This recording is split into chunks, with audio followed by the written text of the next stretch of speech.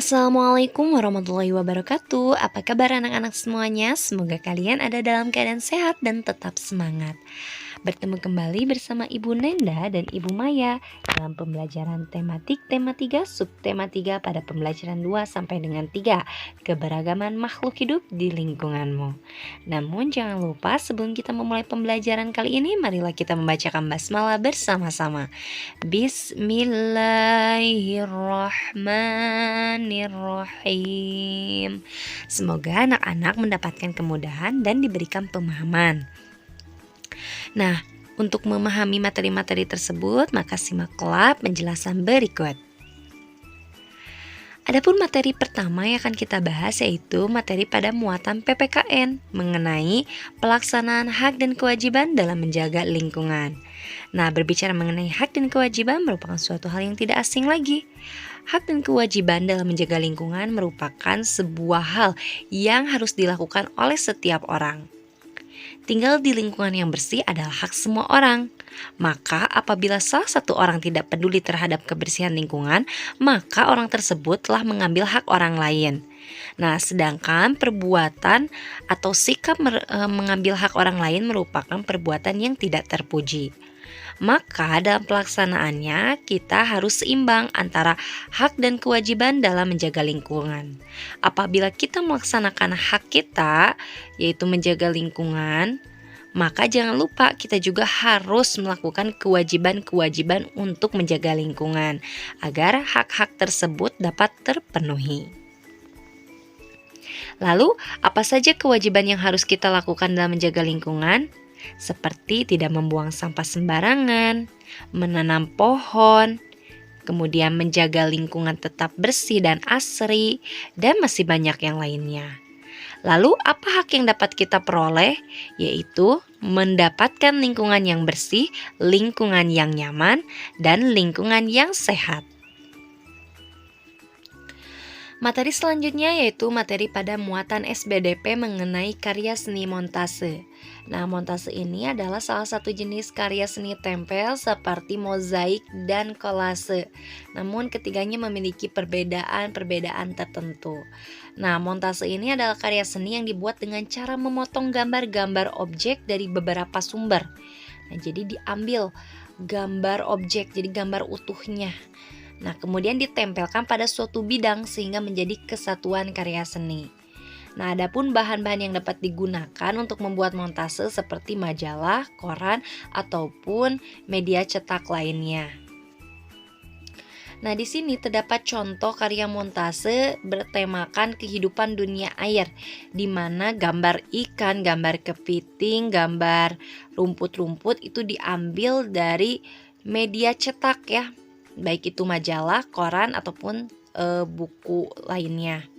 Nah, ditempelkan pada sebuah bidang sehingga menjadi kesatuan gambar. Nah, gambar yang memiliki tema mengenai kehidupan dunia air. Adapun kelebihan karya montase yaitu dapat mengembangkan imajinasi dalam menggabungkan beberapa gambar menjadi satu kesatuan cerita.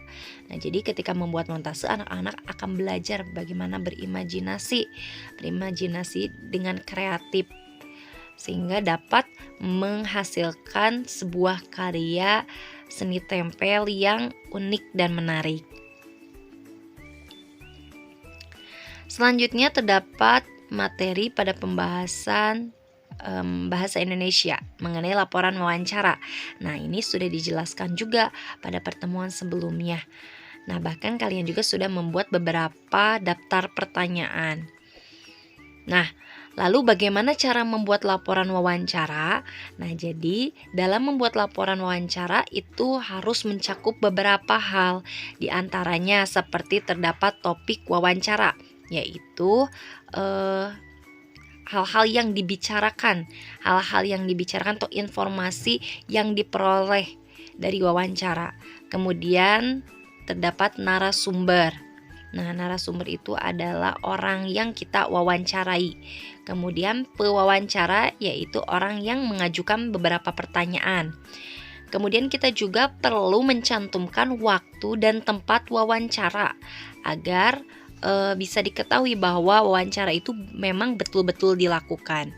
Kemudian kita juga harus mencantumkan hasil wawancaranya, yaitu informasi-informasi apa saja yang sudah kita temukan. Dan yang terakhir adalah kesimpulan. Nah, kesimpulan itu adalah keseluruhan dari hasil wawancara yang kita lakukan, apa inti dari wawancara tersebut. Materi selanjutnya yang akan kita bahas yaitu materi pada muatan IPA mengenai pentingnya penghijauan sebagai upaya pelestarian sumber daya alam. Nah, berkaitan dengan materi PPKN tadi bahwa pelestarian sumber daya alam juga menjadi kewajiban ya, menjadi sebuah kewajiban yang harus dilakukan oleh setiap orang agar setiap orang dapat memperoleh haknya. Nah, kemudian pelestarian sumber daya alam ini dapat dilakukan dengan melakukan penghijauan di sekitar kita. Nah, kenapa kita harus melakukan penghijauan di lingkungan hidup kita? Yaitu untuk menjaga lingkungan dari kerusakan. Nah, sehingga lingkungan yang hijau, lingkungan yang asri dapat memberikan manfaat dan dampak yang baik pula untuk kehidupan atau keberlangsungan hidup manusia. Lalu, apa yang dapat kita lakukan sebelum melakukan penghijauan di lingkungan sekitar, yaitu membenahi tanah bekas galian pertambangan atau memupuk tanah untuk mengembalikan kesuburan tanah. Jadi sebelum kita melakukan penghijauan, sebaiknya kita memperbaiki terlebih dahulu kualitas dari tanah yang ada di lingkungan kita. Lalu penghijauan ini dapat dilakukan dengan memanfaatkan lahan-lahan kosong di sekitar kita. Jadi selain memperbaiki kualitas tanah, ketika kita menemukan lahan-lahan kosong, kita dapat memanfaatkannya untuk menanam beberapa tanaman. Salah satunya seperti tanaman obat. Nah, tanaman obat ini merupakan tanaman yang sering kita temukan juga dan sering ditanam oleh beberapa orang. Nah, di sini kita akan mengenal mengenai tanaman obat keluarga, yaitu tanaman hasil budidaya rumah yang berkhasiat sebagai obat. Jadi ini biasanya ditanam di pekarangan rumah ya. Nah, lalu tanaman obat keluarga ini biasanya ditanam di halaman rumah ya, tadi kebun atau ladang yang tidak terlalu luas. Jadi di lokasi-lokasi yang memang memiliki memiliki ruang yang tidak begitu luas tetapi dapat dimanfaatkan.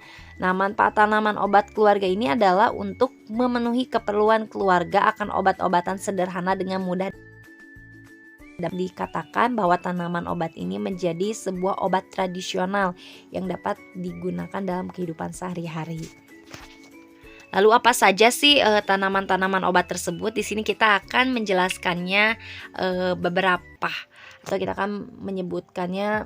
Terdapat beberapa contohnya ya. Nah, di sini seperti ada tanaman temulawak.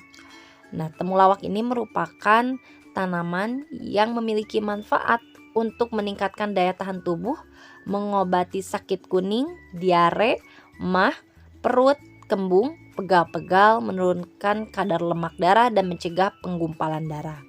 Nah, temulawak ini biasanya diolah menjadi sebuah minuman ya, yang merupakan sudah tidak asing lagi. Nah, biasanya orang tua mengolah temulawak menjadi sebuah minuman jamu. Selanjutnya di sini ada daun sirih. Nah, ini juga merupakan tumbuhan yang sudah tidak asing lagi, pasti anak-anak juga sering menemukannya. Jadi daun sirih ini merupakan tanaman obat yang memiliki manfaat untuk mengobati batuk. Nah, kemudian sebagai antiseptik atau pembunuh kuman, mimisan, dan obat kumur. Nah, daun sirih ini juga bisa diolah seperti dimakan langsung, itu juga bisa. Kemudian bisa dijadikan obat kumur. Jadi sebelumnya daun sirih ini diolah terlebih dahulu ya. Kemudian airnya diambil dan dijadikan sebagai obat kumur ataupun antiseptik. Selanjutnya di sini ada tanaman daun seledri. Nah, daun seledri ini pasti sudah tidak asing, bahkan sering ditemukan ketika ibu kalian memasak. Nah, menjadi salah satu bahan dasar pasakan. Nah, ternyata daun seledri juga memiliki manfaat bagi kesehatan, yaitu digunakan untuk menurunkan tekanan darah. Selanjutnya terdapat jeruk nipis. Nah, apa manfaat dari jeruk nipis? Yaitu untuk mengatasi suara serak, batuk, dan bau badan, menambah nafsu makan, mencegah rambut rontok ketombe, dan mengobati flu dan demam. Nah, jeruk nipis ini juga dapat dimanfaatkan ya selain untuk sebagai bahan obat, bisa dimanfaatkan untuk keperluan memasak juga. Nah, sangat banyak sekali manfaatnya. Selanjutnya di sini ada tanaman kunyit. Nah, ini juga merupakan bahan yang sudah tidak asing ditemukan di rumah karena sering digunakan untuk memasak oleh ibu kalian. Nah, kunyit ini selain sebagai bahan baku masak, yaitu sebagai ramuan jamu. Nah, kemudian dapat dimanfaatkan untuk menghilangkan rasa gatal, pencegahan kanker, menurunkan kadar lemak darah atau kolesterol. Adapun tugas tematik pada kesempatan ini yaitu silakan anak-anak membuat sebuah video, yaitu dengan langkah-langkah menunjukkan salah satu tanaman obat yang kamu temui di lingkungan rumahmu. Lalu sebutkan nama tanaman tersebut dan jelaskan manfaat dari tanaman tersebut bagi kehidupan. Kemudian jelaskan pula bagaimana cara merawat tumbuhan tersebut, misalkan seperti menyiramnya setiap hari, kemudian memberikan pupuk, menjauhkan tanaman dari hama-hama dan lain sebagainya. Lalu buatlah dalam bentuk video, tidak usah terlalu panjang, tidak apa-apa. Yang jelas tujuan dari tugas ini adalah anak-anak bisa mengenal berbagai jenis tanaman obat dan apa saja manfaat-manfaat yang dimiliki oleh tanaman-tanaman obat tersebut. Lalu videonya dikirimkan pada wali kelas melalui WA. Nah, mungkin seperti itu. Nah, untuk contoh salah satunya misalkan kalian menemukan tanaman lidah buaya di pekarangan rumah. Nah, pertama kalian bisa memperkenalkan diri terlebih dahulu. Setelah memperkenalkan diri, baru kalian menyebutkan nama tanaman tersebut. Lalu menjelaskan manfaat dan cara memeliharanya. Misalkan di sini, tanaman lidah buaya memiliki manfaat bagi kehidupan manusia sebagai obat batuk, kemudian sebagai obat untuk menyembuhkan luka bakar, kemudian juga lidah buaya dapat dimanfaatkan sebagai obat asam lambung dan dapat melembabkan kulit. Nah, adapun cara merawat tanaman lidah buaya ini yaitu seperti menyiram tanaman tersebut dan membiarkan airnya mengalir, lalu menjauhkannya dari hama-hama yang dapat membuat tanaman lidah buaya menjadi layu atau mati. Nah, mungkin seperti itu contohnya. Silahkan anak-anak buat videonya, tidak usah terlalu panjang karena pembelajaran ini bertujuan untuk memperkenalkan anak-anak pada tanaman-tanaman obat yang ada di lingkungan sekitar kalian, dan kalian bisa mengetahui manfaat apa saja yang dapat diperoleh dari tanaman-tanaman obat tersebut. Nah, mungkin seperti itu penjelasannya. Mohon maaf atas segala kekurangannya. Jika ada yang kurang dipahami, silahkan ditanyakan kembali.